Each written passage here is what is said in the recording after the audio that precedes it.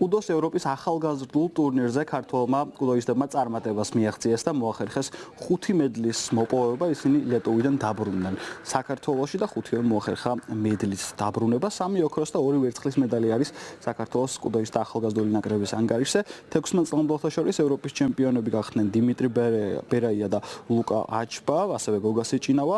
ანჟელა მომცემლიძემ შეძლო ვერცხლის მედლის აღება და ასევე სპეციალური პრიზით დაჯილდოვდა, როგორც ევროპის ჩემპიონატის საუკეთესო გოგო მებრძოლი. 3 წლამდელთა შორის ევროპის ვიცე-ჩემპიონი დემეტრე კესარელი გახდა.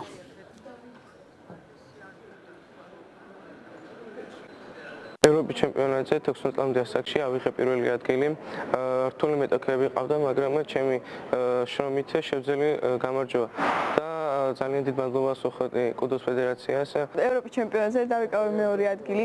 გავაუმჯობესე წინა წლის შედეგი და ვაპირებ, რომ გავაგრძელო ინტენსიური ვარჯიშების შრომა, რათა მივაღწიო ჩემს მაქსიმალურ მიზანს და გავხდე ოქროს მედლის მფლობელი. ჩვენი შემადგენლობა იყო 5 სპორტსმენი, რომელმაც შეძლეს 3 ოქროს და 2 ვერცხლის მოპოვება.